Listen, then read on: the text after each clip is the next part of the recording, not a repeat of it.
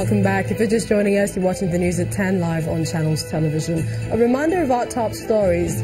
President Buhari signs 2018 budget, raises concerns of delays and tampering by National Assembly. Lawmakers insist they acted in the people's interests.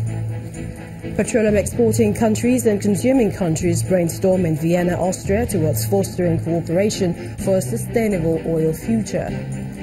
Cholera outbreak in Niger State claims 10 lives, 102 others infected across 4 local government areas. And US President Trump soft pedals on tough migrant law, signs order to end family separations.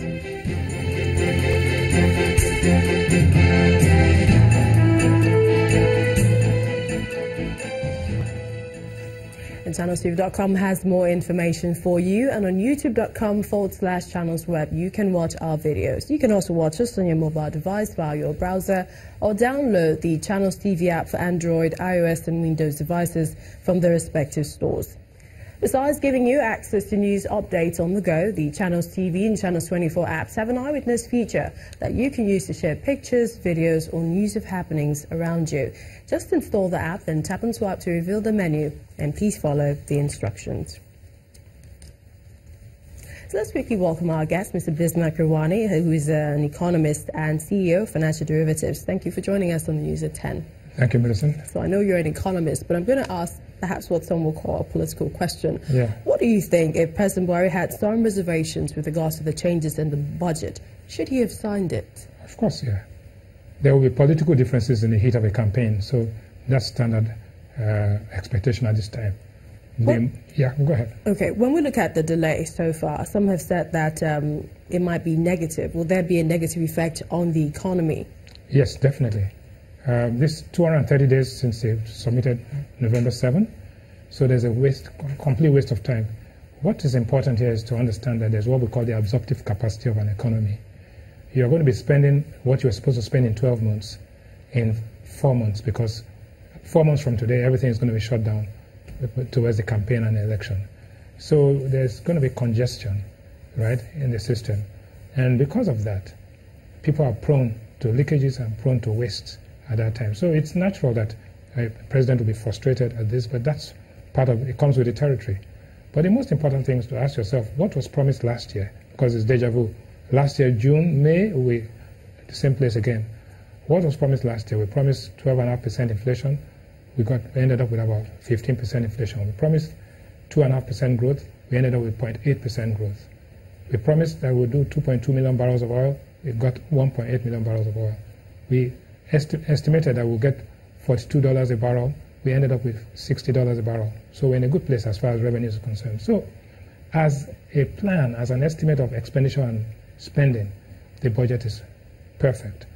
But when you look at it, there are three angles to this budget. One, was it politically motivated? No, it's always politically motivated, but that wasn't the issue.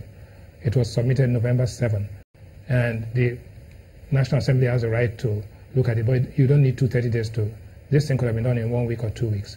Secondly, is it an economically stimulative budget? No, because what you need to do to spend to move this economy forward is significantly higher than what you have today. But what you have is a prudent budget. Spend what you earn. But the importance of that and the impact of this is that it's going to be very marginal. If you look at the numbers, in 2015 we spent 4 trillion naira, and we've gone all the way to 9.1 trillion naira in 4 years. But when you look at how much inflation has eaten up of this, you have actually had almost zero growth. As a matter of fact, in dollar terms, we've gone from $30 billion in 2016 down to $25 billion in 2018. So there's actually a reduction.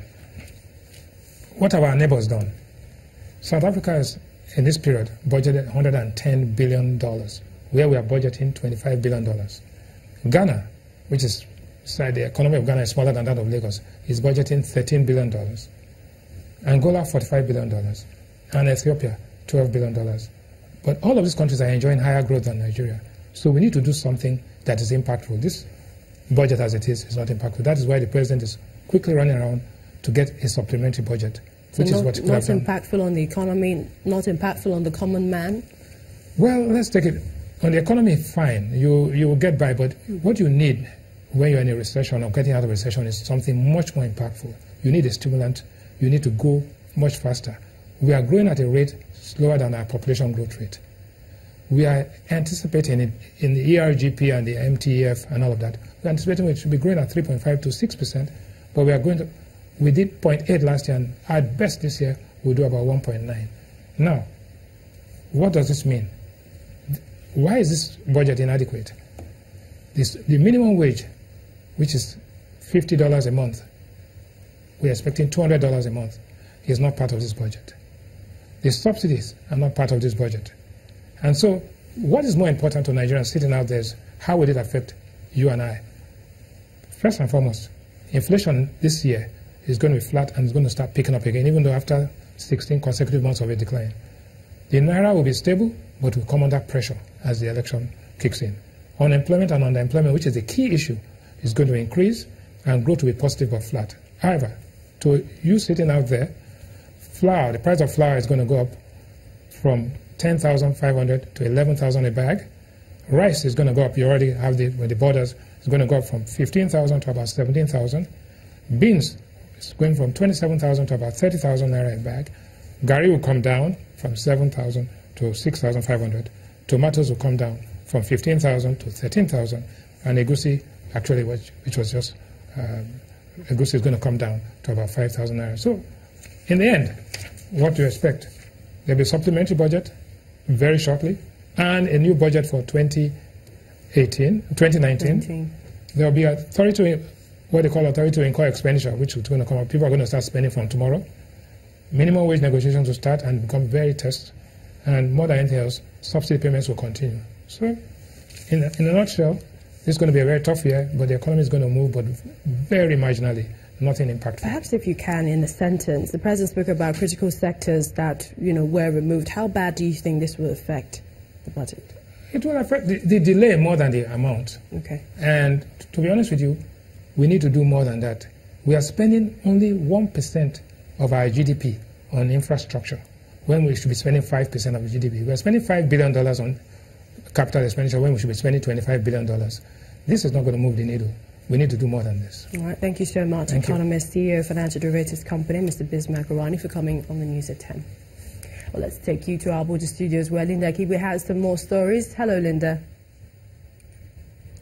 Hello, Millicent. And moving away from the 2018 budget to the 2019 general elections, the Independent National Electoral Commission, INEC, and civil society organizations are calling for increased citizens' participation in the forthcoming general elections. According to them, not all citizens who register for the elections come out on the polling day to exercise their franchise. At a meeting with members of the civil society in Abuja, INEC chairman appealed to the various political pressure groups to persuade all citizens who have their permanent voters' cards to come out and vote. The Independent National Electoral Commission, INEC, commenced its online countdown to next year's general elections after setting February the 16th, 2019 for the presidential and National Assembly elections. Since that countdown began, each passing day brings citizens closer to the elections, as there is currently approximately 240 days to the exercise. Chairman, INEC. At this meeting with members of civil society organizations in Abuja, the chairman of INEC highlights the Commission's preparedness for the elections, while urging civil society organizations to deepen their advocacy for an increased citizens' participation. We can't conduct elections on the basis of guesswork any longer. Elections have to be properly planned. Polling units must open at 8 o'clock when we say we are going to start at 8. INEC personnel and material must be waiting for voters rather than the other way around. An election management body such as INEC must ensure openness and consistent stakeholder engagement and extend bridges of participation across integral but marginalized sections of society, the youth, women, people living with disabilities. An estimated 80 million people have registered to vote in next year's elections. But the concern about the disparity between registered voters and the actual number of voters who exercise their franchise on election day is a source of concern. With a record of voter education dated since 1998, believe that a collective effort of stakeholders can help to address the problems of poor turnout of voters, which has characterized our elections in recent past. As the election is coming nearer, CMG wishes to support more voter education, sensitize organizations and grassroots to support popular elections and more participation.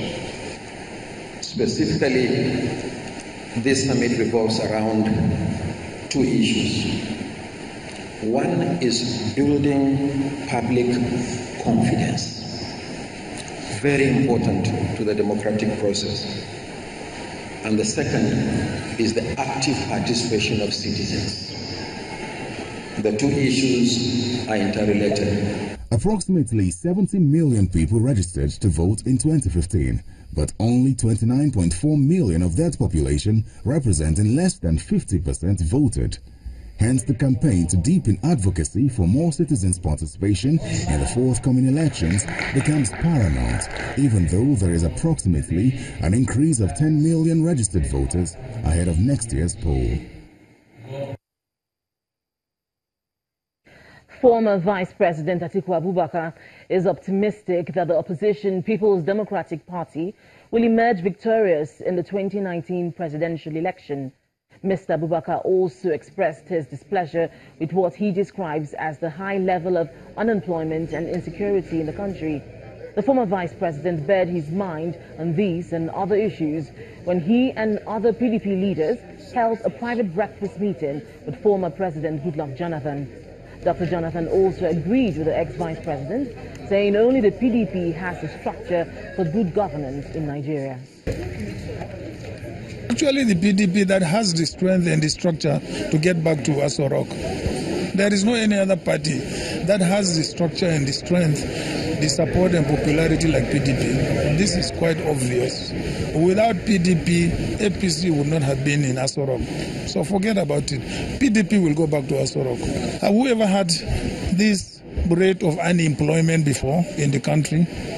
Have we ever had 5 sets of rate of exchanges for the dollar in this country? No. Have we ever had so much insecurity like we have today in the country? No.